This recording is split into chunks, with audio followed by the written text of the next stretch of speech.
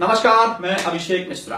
2017 की पहली वीडियो में आज हम बात करेंगे कि उत्तर प्रदेश में बीजेपी यानी भारतीय जनता पार्टी को बॉयकॉट किया जाए और क्यों उनको वोट ना दिया जाए, क्योंकि ये देश को बर्बाद कर देंगे। आज मैं बात करूंगा तो तथ्यों के साथ और बात करूंगा तो सबूतों के साथ, वरना नहीं करूंगा। सबसे पहले उत्तर प्रदेश में बीजेपी एक नारा लेकर आई है कि वो उत्तर प्रदेश को समाजवादी पार्टी के गुंडों से मुक्त करवाएगी, यानी समाजवादी पार्टी के गुंडों ने उत्तर प्रदेश में तहलका मचा के रखा है, ऐसा भाजपा का कहना है। तो अब जरा मेरी सुन लीजिए। अमित शाह राष्ट्रीय अध्यक्ष, इन्होंने बयान दिया कि ये समाजवादी पार्टी के गुंडों से उत्तर प्रदेश को मुक्त करवाएंगे। जरा आप अमित शाह का बयान सुनिए, फिर मैं अमित शाह की कुंडली आपको बताऊंगा। वीडियो देखिए जरा। मित्रों, ये उत्तर प्रदेश हम गुंडा मुक्त करना चाहते हैं, गुंडाओं से मुक्त करना चाहते हैं। ये फर्जी मुकदमों का जो सिलसिला चला है उसको हम समाप्त करना चाहते हैं। ये भू माफियाओं का जो आतंक चल रहा है उसको हम समाप्त करना चाहते हैं। देख लिया आपने वीडियो। चलिए अब मैं आपको जरा अमित शाह का कुछ इतिहास बताता हूं। अमित शाह भाजपा के राष्ट्रीय अध्यक्ष हैं। अमित शाह 25 जुलाई 2010 को जेल गए सोहराबुद्दीन मर्डर केस में।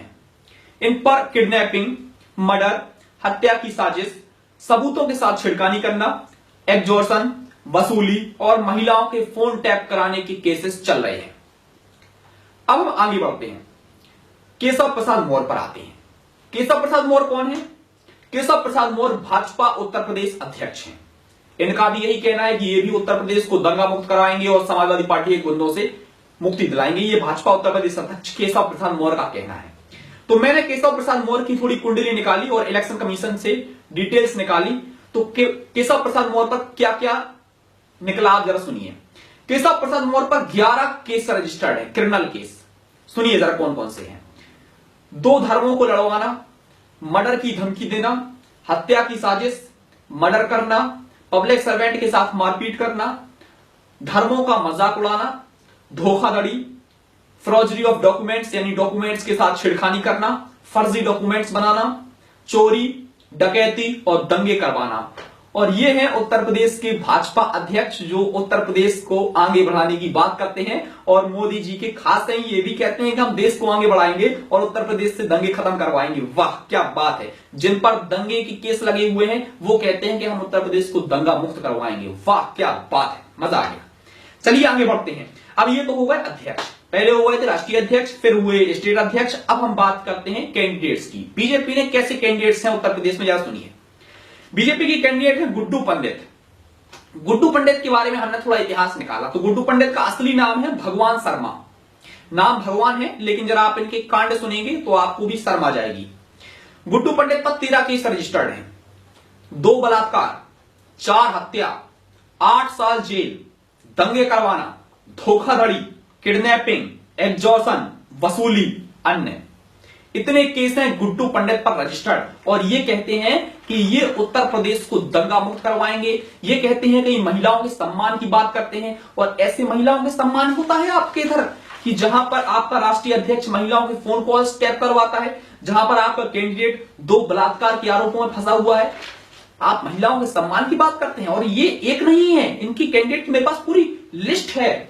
योगी आदित्यनाथ 3 केस, मर्डर, दंगे, हत्या के साथ हथियार के साथ दंगे करना, संगीत सोम, सुरेश राणा, मुजफ्फरनगर दंगे। ऐसे मेरे पास बहुत लंबी लिस्ट है। अगर मैं आपको बताऊं तो बीजेपी उत्तर प्रदेश को बर्बाद कर देगी। जब बलात्कार के आरोपियों को टिकट दिए जाते हैं तो ये क्या महिलाओं के सम्मान की बात करते हैं। अब आपको खुद सोचना चाहिए और खुद समझना चाहिए कि इन्होंने क्या किया। चलिए अब मैं आपको और थोड़ा अंदर लेके चलता हूं। 2014 में नरेंद्र मोदी जी ने एक बयान दिया था और पब्लिक मीटिंग में भाषण में यह कहा था कि अगर उनकी सरकार आई तो 1 हफ्ते के भीतर भीतर सारे क्रिमिनल्स जो एमपी हैं और उनके नेता हैं वो सबको जेल भेज देंगे 1 हफ्ते के अंदर अंदर। यानी आज मैं बयान दे रहा हूं तो हफ्ते भर बाद, यानी अगर मान लो 26 तारीख को मेरी सरकार बनी तो अगले हफ्ते भर में सारे के सारे ये जेल चले जाएंगे। अब आपको मैं और थोड़ी इसके बारे में इंफॉर्मेशन दे दूं कि 3 साल बीत गए, 3 साल एक भी बीजेपी का नेता जेल नहीं किया। आपको बताऊं जरा बीजेपी के नेताओं के बारे में थोड़ा इतिहास बता दूं आपको। बीजेपी के 281 एमपी हैं, 281 एमपी यानी 281 एमपीज में से 98 एमपी यानी 98 एमपीज क्रिमिनल हैं। कांग्रेस पार्टी के 44 एमपी हैं, 44 में से 8 क्रिमिनल हैं। एआईडीएमके यानी ममता ये जयललिता की पार्टी जिनका अभी निधन हुआ था, जयललिता की पार्टी में 37 क्रिमिनल्स हैं। शिवसेना में 18 क्रिमिनल्स हैं। ये मैं बता रहा हूं जो जीत के आए थे, मैं उनका आपको डिटेल्स दे रहा हूं।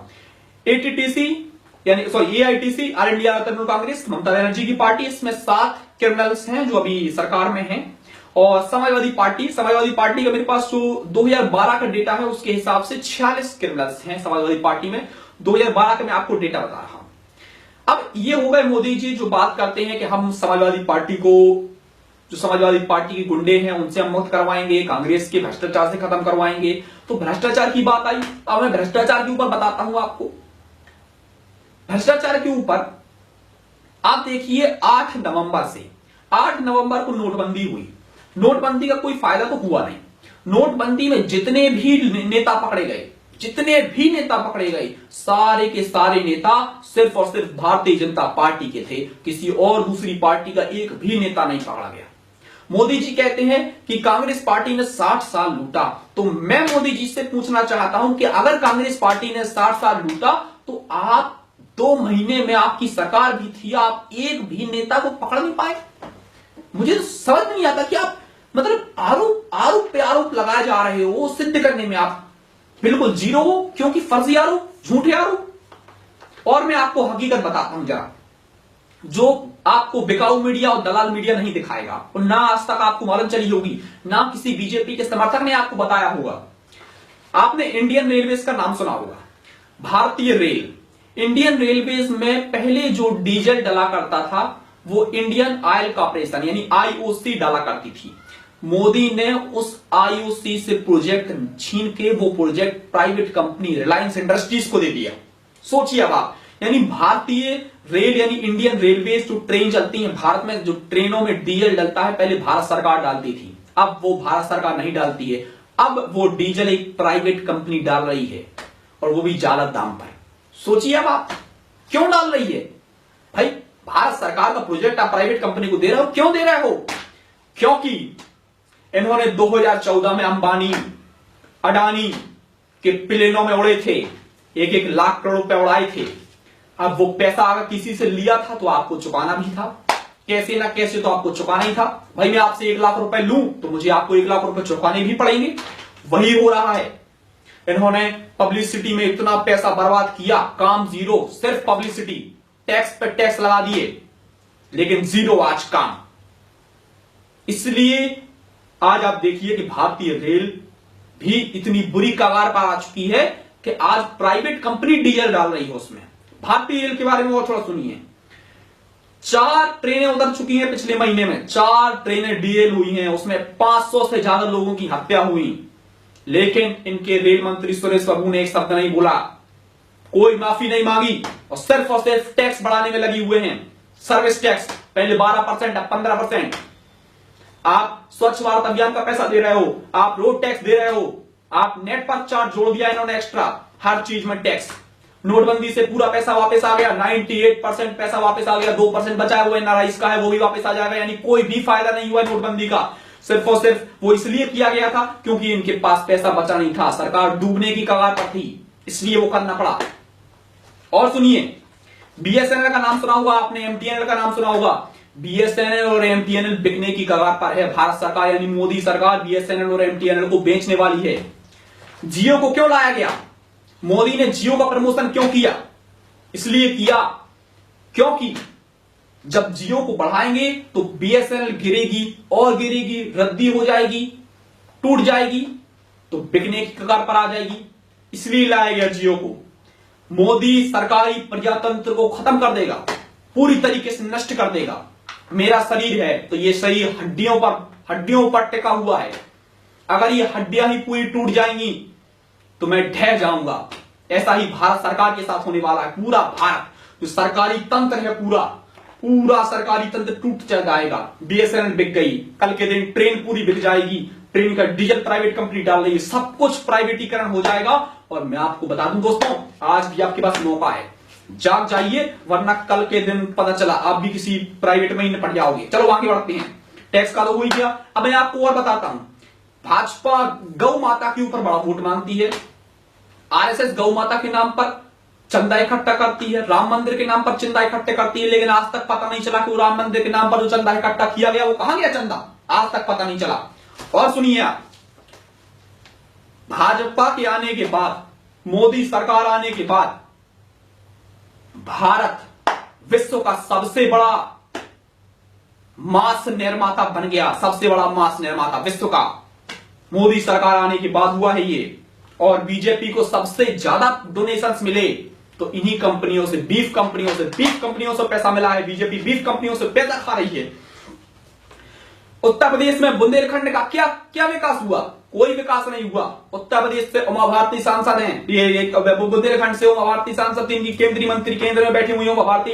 3 सालों में उमा भारती ने क्या उखाड़ दिया, मैं भी आज पूछना चाहता हूं। तो मोदी जी पूछते हैं अपनी भाषणों में कि मैं पूछना चाहता हूं कांग्रेस पार्टी से, तो मैं भी पूछना चाहता हूं मोदी जी आपसे, बुरा मत मानिएगा कि आप ये बलात्कार के आरोपियों को टिकट देकर, हत्या के आरोपियों को, मर्डर कराने वाले आरोपियों को टिकट देकर क्या साबित करना चाहते हैं कि आप देश बदलना है, आप ऐसे देश बदलोगे और ये ऐसे महिलाओं का सम्मान होगा, ऐसी महिलाएं आगे बढ़ेंगी। उत्तर प्रदेश वासियों, मैं आज आपसे विनती करना चाहता हूं कि आप सोच समझ के वोट दीजिए, जिसको भी वोट देना है दे दीजिए, बस भाजपा को वोट मत दीजिए, कांग्रेस को, सपा को, बसपा को, जिसको वोट देना है दो, बीजेपी को मत देना। याद रखना अभी भी मौका है, कुछ लोगों को मैं जगाता हूं, कुछ लोगों को आप जगाइए और इस वीडियो को ज्यादा से ज्यादा लोगों तक पहुंचाइए ताकि उत्तर प्रदेश में भाजपा हार सके। चलता हूं मैं, टेक केयर।